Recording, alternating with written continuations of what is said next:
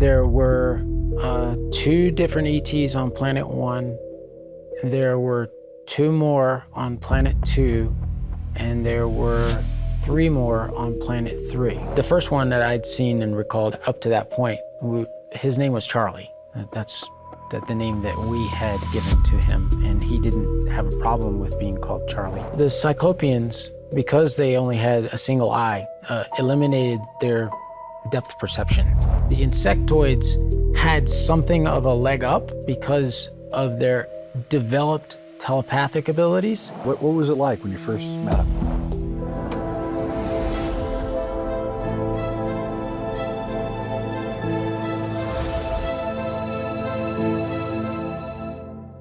Hi, everybody. I'm Jay Widener. You're watching Cosmic Disclosure, and we're back with our guest, Jason Rice. Hey, Jason. Hi, Jay. Thank you again for having me. Yeah, it's great having you. In a previous episode, you talked at length about the 20 and back procedure, and I was wondering if there's anything you want to add about that so that people can understand it better. Certainly. The career return program, which I was a part of, is also known by a great many others as the 20 and back program. Oh, so wait, you did not know it as the 20 and back? That's correct. We did not refer to it as a 20 and back. We referred to it as a career return, which is indicative of having a career and returning. So CR. It sounds like a military kind of term. Sure. The whole process of a career return was to give the soldiers an opportunity to have and build on their last experience and training so that they could develop further training and skills and pass those on to other soldiers that are also part of the career return program. Before you did your career return, you did 20 years into the secret space program. During your time, how many different ET groups did you meet? And I guess we should also include hybrids and things that were created. How many did you meet, do you think? During the entire career return program, there were 2 different ETs on Planet 1. There were 2 more on Planet 2, and there were 3 more on Planet 3. There were also other ETs that we were working with during the training period at the very beginning of my career return, and as well as at the very end of my career return when I was on the other side of the fence as a trainer.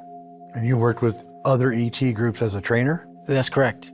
The ET that we referred to as Charlie during the initial first day coming into the underground cave facility. The first ET you actually ever saw? The very first one that I had at that point recalled, because I had seen and worked with others during the desensitization program training.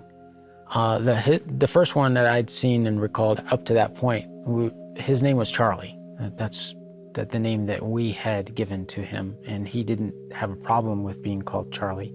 He was a typical gray, and his presence and work with us in the FIG, the Fort Indian Town Gap cave facility, was one in which he was a resource for us, in which sometimes we would ask, okay, what do you think about using such and such a tactic? And he would help and provide his opinion or thoughts on those tactics. How did you communicate with him? Mentally. What's an EBEN? Extraterrestrial biological entity. So he was like a consultant? Yeah. In a way. A 1099 consult. Did you ever ask him what planet he was from or anything like that? When we asked him, he would point. And wouldn't, the sky? Yeah, he just wouldn't give us the name. And I think that was part of the compartmentalization. Was he benevolent? He certainly behaved as if he was, from his friendly interactions. After working for several years with Charlie, you can't help but like the sense of humor. It's got an alien way of thinking about things, but still an endearing aspect to him. So tell us about your first encounters when you first got to Planet One. You know, you meet these people, these ETs from another planet, and what was it like when you first met them? Going to Planet One, and our first mission was one of intel recon, in which we were dispatched to go into this city, in which we had named Area 26. Right. As a delegation from a faraway city, far enough away that they couldn't ask the neighbor to run and ask questions about who we were. It was far enough away that we caravanned with a lot of supplies and goods that we had purported to be bringing from this faraway city, in which we'd wanted to start establishing a trade route. Right. And so the interactions and the welcomings that we received, because it was me and my entire platoon that were there. Now, we weren't all staying in the same building or even in the same neighborhood. We had spread ourselves out strategically across the city in groups of 3 or 4, and we were all within 5 minutes distance of another team. Now, the furthest teams would have taken a lot longer than that to get to us if we had a need for a backup. So we didn't all arrive at the same place at the same time, as we felt that that would have been too coincidental and may have raised some suspicions. So we had people that trickled in after, some people that trickled in days after. So it appeared that it was random. And the welcome that we received was one that was very warm, real friendly. The ETs, humanoids of Planet One, had not known a war in generations. So their concepts of acceptance and friendliness and what we would consider, being neighborly, was something that was profoundly different for a number of my soldiers, because growing up in a large city or a large metropolitan area, you just don't have that kind of open welcome. How are they different from Earth humans in the way they carried out their activities? They were genuinely interested in the community, in pushing forth that. And I think you'd have to go back into Earth history's past, where you have small colony-sized elements of people that are living far away from other civilizations, where it is of enormous benefit for them to work together.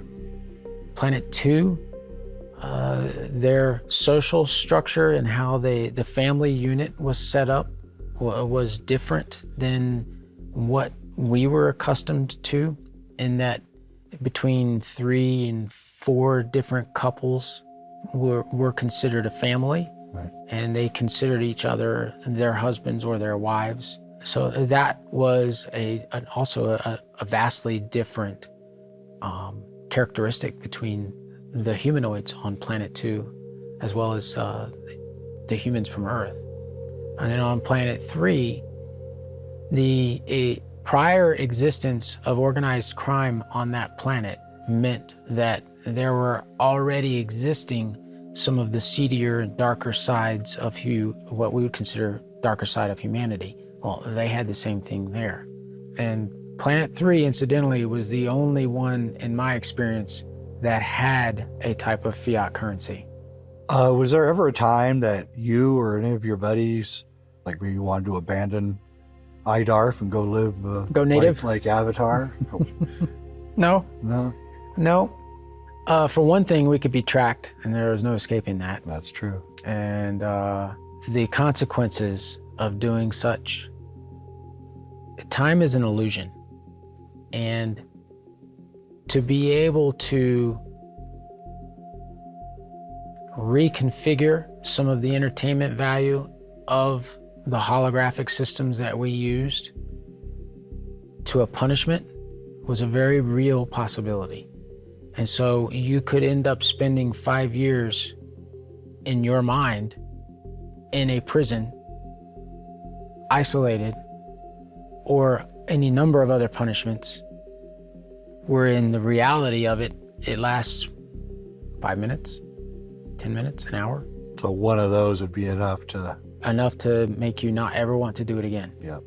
And so, to go native and to go off the farm and join the indigenous population, I'd say out of any of the places that would have been attractive to me personally, it would have been Planet 1 and maybe even some parts of Calidus 3 before the wars on both planets.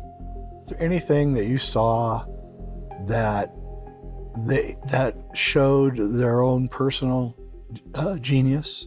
Things that they made or created that would indicate that that wasn't the same as on Earth? Sure. Yeah. Could you describe that? Some of the artwork on Planet 1 that lined the streets, if you can imagine the Jules Verne industrialized sub and all the dials and brass and a very interesting and unique mechanisms. Some of the artwork that these artists produced were like, it truly was a work of art and inspiring in that it incorporated a certain machine materialism with natural shapes. And so that in itself was an inspiring view, and they were everywhere. They were all over the place. The whole city was decorated with it. On an intelligence level, how would you rate them? Equal to us?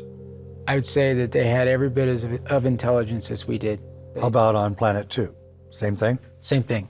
Planet 2 is the same way. How about the insectoids? Were they intelligent? Very. Very intelligent. And the Cyclopeans? Yep. They also were. Again, comparable to us today? Yep.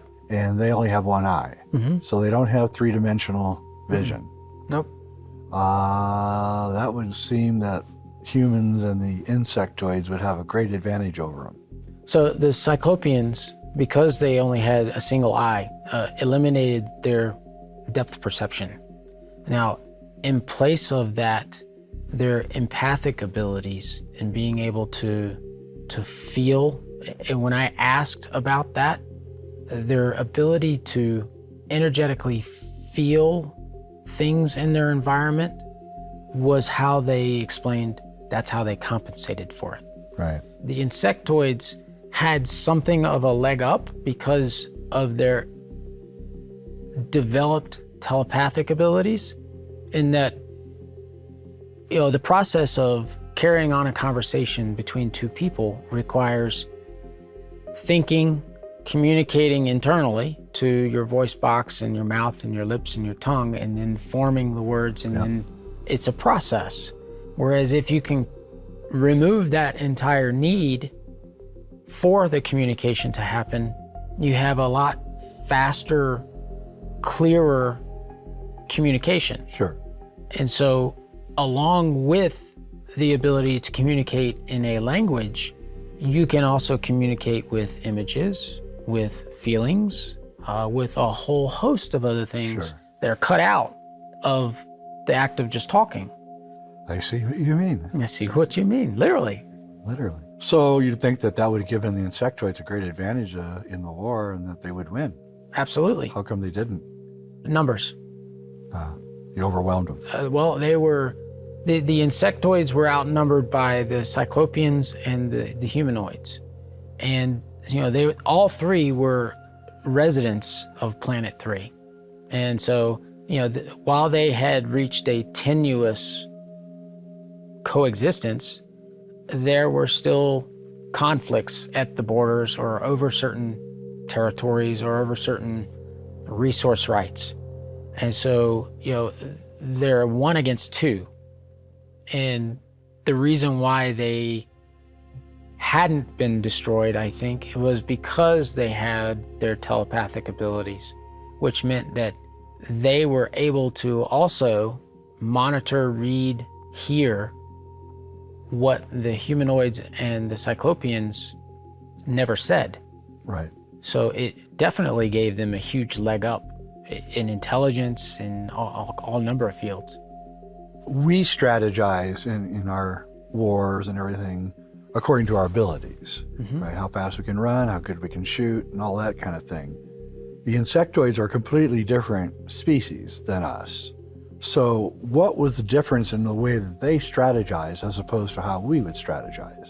One of the very important things to keep in mind right off the bat is that what is considered to be logic and reason to a humanoid is not the case when it comes to an alien species, even if it's an alien humanoid, but especially so for an alien insectoid. You have in the alien insectoid race a entity that thinks differently. They have psychic abilities. They have the ability to climb up walls and on ceilings. Their entire development through the eons followed a different track. Thank you for coming on the show. Really appreciate it. Thank you, Jay, for having me. I'm super appreciative of the opportunity to be here. And you've been watching Cosmic Disclosure. I'm Jay Widener. Thanks for watching. Coming this season on Cosmic Disclosure. If you enjoyed this, make sure to watch the next video on Awaken Zone. Don't forget to subscribe and hit the notification bell, but you won't want to miss what's coming next.